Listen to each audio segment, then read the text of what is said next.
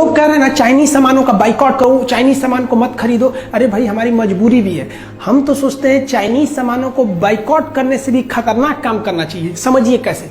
देखिए चाइना जो है ना मैन्युफैक्चरिंग हब है, पूरी दुनिया वहीं सामान बनाती है क्योंकि वो थोड़ा सस्ता पड़ता है। उसके यहाँ लेबर सस्ते हैं, एकदम टाइम पे आ जाते हैं, कोई लेबर का सुनता नहीं है, हर चीज है, जिस वजह से उसका सामान सस्ता पड़ता है। और वो मास प्रोडक्शन करता है, थोड़ा सा नहीं बनाता है, एक ही बार 1 करोड़ बना देगा। अब आप इतनी सा सब्जी बनाइए, ये इतना बनाइए, जानते हैं ज्यादा बनाने में खर्च कम आता है, इसलिए चाइना का प्रोडक्ट बहुत सस्ता होता है। ये जो टेम्पर ग्लास हम लोग मोबाइल पे लगाते हैं ना, चाइना पे 3 रुपया में पड़ता है। 31% टैक्स जोड़कर और जो पूरा ट्रांसपोर्ट का खर्चा जोड़कर हमको वो जो टेम्पर ग्लास पड़ता है 4.5 रुपया में पड़ता है। 45 रुपया नहीं दिखा है, 4.5 रुपया में टेम्पर ग्लास पड़ता है, जिसको आप लोग दिल्ली मुंबई में 10 रुपया से 40 रुपया में लगवाते हैं। अब बताइए इतना सस्ता है तो हम कैसे रोक सकते हैं उसको। आप जो फास्ट चार्जर कहते हैं ना, 3 एम्पियर 5 एम्पियर का धड़ाक से चार्ज कर देता है, 45 रुपया है। हालांकि इसका रेट जो आता है वो 30 रुपये ही है, इसको टैक्स वगैरह जोड़ के 45 रुपये आता है। एयरफोन जो होता है वो 50 रुपये में आता है। 16 GB का मेमोरी कार्ड चाइना में 20 रुपये के आते हैं। सब इतने सस्ते सामान होते हैं, इसलिए मजबूरी बन जाती है लोगों का खरीदना, क्योंकि ये बहुत ही हम लोग के यहाँ आधे से ज्यादा लोग गरीबी रेखा के नीचे हैं, तो हम लोग की मजबूरी भी है। लेकिन ये सारे सामान चाइना के अलावे ताइवान में भी सेम रेट में मिलते हैं, वियतनाम में भी सेम रेट में मिलते हैं सब। तो हम लोग क्यों ना फिलहाल सब्स्टिट्यूट के रूप में हम लोग ताइवान से खरीदे, ताइवान से, वियतनाम से। ये दोनों चाइना के दुश्मन है, इससे हमारा 2 फायदा होगा। चाइना से हमको आयात में भी घट जाएगा और हमको सेम रेट पे सामान चाइना के दुश्मनों से मिलेगा। ये शक्तिशाली होंगे, हमारे लिए अच्छा है।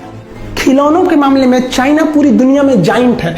चाइना में 8 रुपए से खिलौने चालू हो जाते हैं, 8 रुपए में। पूरी दुनिया में जो सोलर पैनल दिए जा रहे हैं वो चाइना से आता है। हिंदुस्तान में 70% सोलर पैनल चाइना से आयात हो रहे हैं, हमारे यहाँ नहीं बनते। जबकि भारत का शक्ति स्थला दक्षिण भारत में, दुनिया भर का केरल और गुजरात में जो पावर प्लांट लग रहा है सोलर प्लांट से, वो चाइना से आयात हो रहा है। हमारे जो लौह पुरुष थे, स्टैच्यू ऑफ यूनिटी, उनके लिए भी जो स्ट्रक्चर बना था वो चाइना से ही बना था। इतना ज्यादा वो मैन्युफैक्चरिंग हब बन गया है, इतनी आराम से नहीं हटेगा। उसको हम लोग को बढ़िया से घेरना पड़ेगा, माइंड गेम से मारना पड़ेगा। समझिए कैसे। देखिए कंप्यूटर और मोबाइल की दुनिया में चाइना जो है एकदम कब्जा करके बैठा है। चाइना में जो है वो कंप्यूटर मोबाइल बहुत ही बड़े पैमाने पर मैन्युफैक्चर किए जा रहे हैं। ये जो कैमरा होता है ना, शादी ब्याह में रिकॉर्डिंग वगैरह करते हैं, उसका भी चाइना बहुत बड़ा हब है। सीसीटीवी कैमरा का चाइना बहुत ही बड़ा एक्सपोर्टर कंट्री है। चाइना के पास हर तरह के सीसीटीवी कैमरे होते हैं। जनरली 2 टाइप का हम लोग यूज करते हैं। गोल वाले को कहते हैं डोम कैमरा, ये चौड़ाई में देखता है और वाटर प्रूफ नहीं होता, इसलिए इसे घर के अंदर लगाया जाता है।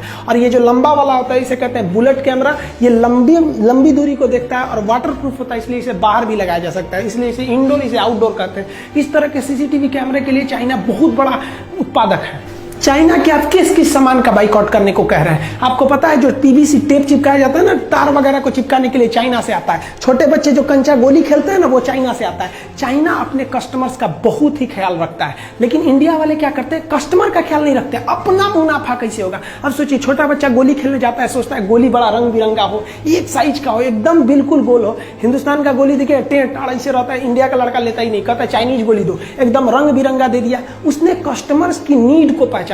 इन्हें हर चीज चाहिए, खूबसूरत से खूबसूरत, लेकिन सस्ते चीज में चाहिए। चाइना इस चीज को दे देता है। जो आप ये जो टाई देखते हैं, तार जो होता है ना, इसको टाई बोलते हैं लोग। तार 4-5 तार गया रहता है एक पास, तो इसी में फंसा के हम लोग टाई से और इसमें कस देते हैं। ये दोबारा खुलेगा नहीं, फिर काटना पड़ता है। हम लोग रस्सी बांधते हैं ना, तो इसको टाई लगाना पड़ता है। आप जो टाई खरीदते हैं वो चाइनीज रहते हैं। आप जो ये क्लिप हुक खरीदते हैं वो चाइनीज आ गए हैं, सब तार और ठोकने के लिए। चाइनीज कांटियां आ गई हैं। किस चीज का बहिष्कार कीजिएगा आप लोग? जो हम लोग मेहंदी लगाते हैं ना, महिलाएं मेहंदी लगाती हैं, अपने यहाँ कहा जाता था जिसकी सास बहुत मानेगी उसी का मेहंदी लाल होगा। ससुरा चाइनीज मेहंदी आ गया है, जिसकी सास मर भी गई है उसका भी एकदम खतरनाक लाल कर देता है। और लड़कियां इसी को प्रीफर करती हैं। सुबह शादी में जाना है तो रात में लगाओ, एकदम चटकार लाल कर देता है, और 2 दिन बाद ऐसा उजड़ता है जिसे लगता है कोड़ फूट गया। लेकिन ये लोगों के तत्काल जरूरत को पूरा कर देता है। किस किस चीज को रोकेंगे? महिलाओं का जो कॉस्मेटिक का आइटम है उस पर चाइना का कब्जा होते जा रहा है। लिपस्टिक को जो ठोड़ रंगने वाला होता है उससे लेके कॉस्मेटिक, एक से एक क्रीम पाउडर आ गया है ना कि आप चेहरा पे रंगिएगा तुरंत गोरा कर देते। एक चाइनीज कॉस्मेटिक के सामान आ गए हैं, काजल से लेके नेल पॉलिश से लेके किस किस चीज को रोकिएगा, पूरी तरह चाइना भरते जा रहा है। क्यों? क्योंकि लोगों को क्या चाहिए, एक महिला को हर तरह का चाहिए, लिपस्टिक उसका, नेल पॉलिश चाहिए उसको, हर तरह का, जिस रंग का कपड़ा रहना चाहिए उसी रंग का ही। अब इंडिया का लेगी तो महंगा पड़ेगा, तो जितना में इंडिया का एक रंग का लेगी उतना में चाइना वाला इतना सस्ता देता है कि 3 रंग का लेगी, तो उसकी भी तो मजबूरी है। आप देखिए चाइना हमेशा अपने कस्टमर्स के बारे में सोचता है। हम लोग को चाइना के सामान को रोकने के लिए एक भावनात्मक डर भी बनाना पड़ेगा। भारत में देखिए ना, मुंह नोचुआ कछुआ का हल्ला उड़ गया था, चोटी काटने वाला बाल काटने वाला था। इसी तरह मीडिया को पैसा वैसा खिला के सरकार को एक हल्ला उड़ा देना चाहिए कि चाइनीज मेहंदी लगाने से ना हाथ में कैंसर हो जा रहा है, जो महिला ठोड़ रंग ले रही है चाइनीज लिपस्टिक से उसको धोधड़ हो जा रहा है। इसे ऐसे टाइप का एक मनोवैज्ञानिक दबाव बना दो, फाल्स न्यूज चला दो। हमारे यहाँ तो फाल्स न्यूज दुनिया भर का चलता है कि 2000 के नोट में चिप था। उस चिप से हम पता कर सकते हैं कहाँ 2000 का नोट छुपा है, कहाँ घंटा चिप था उसमें। चाइना अपने कस्टमर्स का बहुत ख्याल रखता है। देखिए हमारे यहाँ बनारसी साड़ी पूरी दुनिया में फेमस है। बनारसी साड़ी देखिए ये बहन जी पहनी है, कितना बढ़िया लग रहा है। लेकिन भारत ने अपनी बनारसी साड़ी एक सूडान नाम के देश को निर्यात किया, वहां से रिजेक्ट हो गए सब, भारतीय साड़ी बर्बाद हो गए। लेकिन वहीं पे चाइनीज साड़ियां चल गई, क्योंकि सूडान की जो महिलाएं होती हैं इस तरह से होती हैं। अब ये वाला साड़ी उनको पहना दीजिएगा तो लगेगा समियाना ओढ़ ले भाई, उसमें थोड़ा सा चेंज करना पड़ेगा ना। उनकी हाइट 6 फीट होती है, हमारे यहाँ 5.5 फीट की लड़कियां होती हैं सब, तो सड़िया को थोड़ा सा चौड़ा करना पड़ेगा ना, नहीं तो यही वाला पहना देंगे उन लोगों को तो स्कर्ट की तरह लगने लगेगा, रिजेक्ट हो गया। हम लोग कस्टमर्स का ध्यान नहीं रखते हैं, चाइना बहुत ही ध्यान रखता है। वो कोई भी चीज बेचने से पहले अपने टॉप ग्रेड के अधिकारियों को भेजता है अब पता करने के लिए कि पता करो वहां कस्टमर की डिमांड कितनी है, कितना पैसा खर्च कर सकते हैं। आप देखेंगे भारतीय टॉर्च इस तरह के थे, ससुरा में महीना में 50 रुपया के सेले लग जाता था, चलाइए तो फिर ढीला हो जाता था, चलते चलते बुझ जाएगा। एक बार हमारे यहाँ सांप निकला था, खोज रहे थे तो बुझ गया। यहाँ पे चाइना आया तो देखा लोगों की सोच कैसी है, तो चार्जिंग वाला टॉर्च लगा दिया, अलग से चार्जर नहीं, उसी में एक तो दे दिया कि भैया पीछे से चार्ज कर दो, आगे से फोक्स मारने वाला लगा दिया, खड़ा कर दीजिए तो इधर से चौड़ा रोशनी मारेगा, कस्टमर के हर एक डिमांड को पूरा कर दिया। वो अलग बात है कि अभी मोबाइल का फ्लैश लाइट इतना ना आ गया है कि अब टॉर्च धीरे धीरे विलुप्त हो रहा है। मेरा कहना है कि कितनी चीज को जोड़िएगा, बहुत से ऐसे चीज तो आप जानते नहीं है जिसको यूज करते हैं कि वो चाइनीज है। आप 2-4 चीज जानते हैं, एक तो मोबाइल, टीवी, ये सब चीज जान गए कि चाइनीज है, भगाओ इनको भगा देने से चाइना भाग जाएगा। नहीं, हमको ये मौका नहीं गंवाना चाहिए। भारत सरकार चाइनीज सामानों पर 31% टैक्स लगाती है। अब WTO थोड़ा दबाव बनाता है सरकार के ऊपर कि आप दूसरे के सामानों को आयात करने से नहीं रोक सकते हैं, आपकी पब्लिक रोक दे तो अलग बात है। तो इसमें हमारा काम है कि हम उसे रोके, लेकिन हमारी मजबूरी भी तो है, हमको उतना सस्ता सामान चाहिए। बहुत से लोग हैं जो नहीं अफोर्ड कर सकते हैं, जो गरीब लोग हैं वो मजबूरी में चाइना का इस्तेमाल करेंगे। उनको तो इतना नहीं पता है कि made in China, made in India कहाँ लिखा है, पढ़ने भी नहीं आता है। तो भारत सरकार को क्या करना चाहिए कि चाइनीज सामानों का जितना सब्स्टिट्यूट वियतनाम के पास है, ताइवान के पास है, उससे आयात करना चाहिए और उन पर टैक्स को महज 5% कर देना चाहिए, जिससे कि उनके सामान सस्ते लगने लगेंगे, चाइनीज सामान महंगा लगने लगेगा। इसके टैक्स को 31 से बढ़ा के 41 कर देना चाहिए ताकि इसके सामान और महंगे हो जाए। जो बंदरगाह है जहां से विदेशी सामान आते हैं, वहां अपने अधिकारियों को गुप्त रूप से ट्रेनिंग दे देना चाहिए कि चाइनीज सामानों को ना इतना ना टॉर्चर कर देना, उसको जो उड़ीसा का सामान रहेगा तो जम्मू कश्मीर भेज देना, आसाम का रहेगा ससुरा को लुधियाना भेज देना, इतना टॉर्चर कर देना। इंडिया को कह दे कि भाई हमारे यहाँ यही सिस्टम है, ताकि उसको लेट किया जा सके। चाइना यही करता है अपने देश में, दूसरे देश की कंपनियों को घुसने नहीं देता है। और वियतनाम जो ताइवान से कंपनियां हैं उनको सहूलियत दीजिए, धीरे धीरे इंडिया के जो डिस्ट्रीब्यूटर हैं, होलसेलर, वो कहेंगे यार चाइनीज सामान छोड़ो यार, उसको ले आने में बड़ी माथापच्ची हो जाता है, उससे अच्छा ताइवान से लो जब सेम रेट में मिल रहा है, वियतनाम से लो सेम रेट में मिल रहा है। चाइना तंग आ जाएगा, फिर चाइना आप पे दबाव बनाएगा। तो चाइना से कहना पड़ेगा भैया साफ देखिए कि भाई आप हमारे देश में बेचिए, नो डाउट बेचिए, हम आपको 31% की जगह 25% टैक्स लेंगे, 20% टैक्स लेंगे, लेकिन आप भारत में कारखाना खोलिए।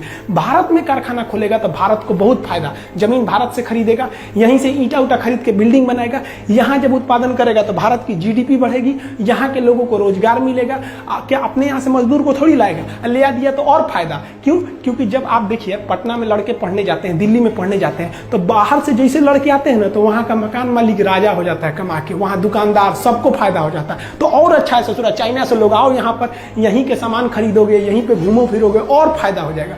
तो रोजगार वो यहीं से देगा, तो हमको और फायदा हो गया कि रोजगार मिल गया। और रोजगार जब मिलेगा तो हिंदुस्तान के लोग काम करने जाएंगे, तो उसकी टेक्नोलॉजी सीख लेंगे। हमारे यहाँ देखते हैं कोई हीरो होंडा की कंपनी में गैरेज में काम कर रहा था, 2 साल काम करके छोड़ा, अपना गैरेज खोल दिया, बहुत अच्छा है। चाइनीज कंपनी में काम किया, 2 साल काम करने के बाद अपना कंपनी खोल दिया। धीरे धीरे ऐसी टेक्नोलॉजी आएगी, चाइना ऐसे ही चुरा के लाया है अमेरिका से। इससे भारत के युवाओं में एक स्किल डेवलपमेंट होगा, और ये भारत की सबसे बड़ी कमी है। मान के चलिए कि किसी लड़के को वेल्डिंग सीखना है तो ITI में जाएगा, नहीं तो किसी वेल्डर के पीछे हेल्पर बनेगा। कोई ऐसी संस्था है जो केवल डेडिकेटेड हो वेल्डिंग सिखाने के लिए कि हाँ भैया आइए 1 महीना में हम आपको सिखा देंगे, आपको वेल्डिंग का सर्टिफिकेट देंगे? नहीं, उसके लिए 75 गो नियम कानून है। चाइना में ऐसा नहीं है, आपको जिस चीज का स्पेशलिस्ट बनना है आप वहां जाइए। लेकिन भारत में अगर आपको स्पेशलिस्ट बनना है तो या तो कॉलेज में जाइए, अगर अनपढ़ है मजदूर टाइप के हैं तो किसी किसी के पीछे हेल्पर लगिए 2 साल तक, अब धीरे धीरे सीखिए। लेकिन चाइना ने क्या किया, एकदम स्किल्ड कर दिया। किसी को पेंटिंग सीखना है, उसका एक तो कॉलेज है भैया, इसमें आइए 1 महीना में पेंटिंग सिखा के भेज देगा, सर्टिफिकेट केवल पेंटिंग का। हमारे यहाँ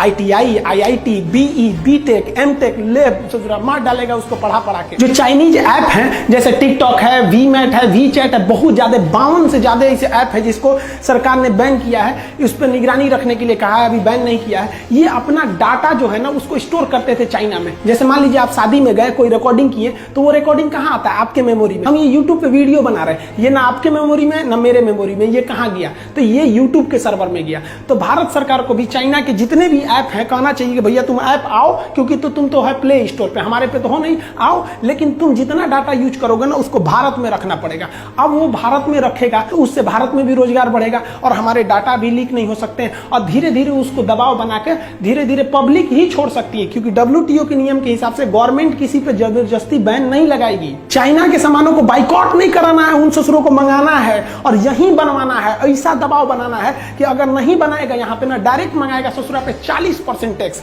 और वियतनाम और ताइवान के सामानों को प्रीफर करेंगे, और बनाएगा तो भैया 20% टैक्स। बनाओगे तो तुम हमेशा के लिए मरोगे, आप भेजोगे तो डिस्टर्ब होकर मरोगे। मतलब चाइना ना तुमको कह के लेंगे। चाइना में क्या होता है ना, वहां अधिकारी बने हैं, जैसे जिला की जिम्मेदारी DM की होती है ना, चाइना में क्या होता है, हर जिला में ना एक उद्योग वाला अधिकारी होता है, उसकी जिम्मेदारी है कि इस साल तुमको इतनी कंपनियों को यहाँ खुलवा देना है, इतनी कंपनियों को सुधार ला देना है, उसकी जिम्मेदारी है। और हमारे यहाँ किसी भी अधिकारी को कोई जिम्मेदारी नहीं है, उसको डर और जरूरत है ही नहीं है। डर और जरूरत का होना जरूरी है। सरकारी नौकरी में हो गया, डर खत्म, नौकरी जाएगा नहीं, जरूरत खत्म, 1 तारीख को तनख्वाह आइए जाएगा। हमारे यहाँ इसे चौपट कर दिया सब हमारे यहाँ के अधिकारी सबको। आप जाइए ना भारत में, अपना आय प्रमाण पत्र, मृत्यु प्रमाण पत्र बनाइए ना, एक आदमी मर गया उस ससुरा का सर्टिफिकेट बनाने में 1 महीना लगा देगा सब। तो विदेशी कंपनियों को टॉर्चर करके रख देता है सब। इसलिए भारत में आने से पहले कंपनियां डरती हैं, जबकि जानती हैं कि हमारा माल भारत में इतना खप जाएगा कि हम कमा के लाल हो जाएंगे। लेकिन हमारे यहाँ के अधिकारी उनको ऐसा ना रगड़ देते हैं कि बेचारे भाग जाते हैं यहाँ पे। तो भारत सरकार को भी ना अपने सुझाव में उनके सलाहकारों को एकदम ट्रेनिंग देना है, एक अधिकारी बैठा के भेजना है दिल्ली में, मुंबई में, जहां भी इंडस्ट्रियल हब है,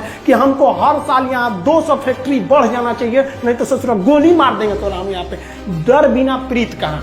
भारत सरकार के उद्योग मंत्रालय पे एकदम कड़ा डिसीजन लेना चाहिए। लिस्ट बनाइए उन चीजों का जो चाइना ज्यादा प्रोडक्ट करता है, जिसका पब्लिक ज्यादा यूज करती है, और उन सारी चीजों का कारखाना 1 साल के अंदर अंदर खुल जाना चाहिए, ना तो नौकरी से भगा देंगे। हमारे अधिकारी ये सोचने का तोन निकल गया है, इतना कोई मतलब नहीं है, क्या हो रहा है क्या नहीं, सरकारी नौकरी लग गया। देखिए चाइना को इतना टॉर्चर करना है कि उसको फैक्ट्री मजबूरन भारत में खोलना पड़े, और जब भारत में फैक्ट्री खोल देगा ना तो हम लोग हो जाएंगे मकान मालिक और चाइना हो जाएगा किराएदार। अब कोई भी किराएदार मकान मालिक से ऐठ के नहीं बोलता है, जानता है कि हमारा सब फैक्ट्रिया वहीं पे है, सोच रोक देगा। तब कोई भी देश चाइना से ऐठ के क्यों नहीं बोलता है, क्योंकि जानता है सोच वहां पे हमारी कंपनी फंसी हुई है। अमेरिका भी शांत रहता है, उसकी करोड़ों करोड़ की कंपनियां का वहां पे इन्वेस्टमेंट है। तो भारत सरकार को इन्वेस्टमेंट लाना चाहिए, इससे FDI भी बढ़ेगी भारत सरकार की। इससे चाइना पर बहुत बड़ा प्रेशर आएगा, क्योंकि उसकी कंपनियां उस पर प्रेशर लगाएंगी, भैया मेरा वहां पे सब फैक्ट्री फंसी हुई है। और हम लोग को यह नहीं कहना पड़ेगा कि बाइकआउट चाइना, भैया भारत में ना बन रहा है, यहाँ पे 1 नंबर का काम हो रहा है। अब यहीं से बना के तुम बगल में बेचो, पाकिस्तान को बेचो, श्रीलंका को बेचो, किसी को भी बेचो, लेकिन हमारे यहाँ मैन्युफैक्चरिंग हब बनाओ। हमारे यहाँ बेचना है तो बनाना पड़ेगा, नहीं तो भाड़ में जाओ ससुरा।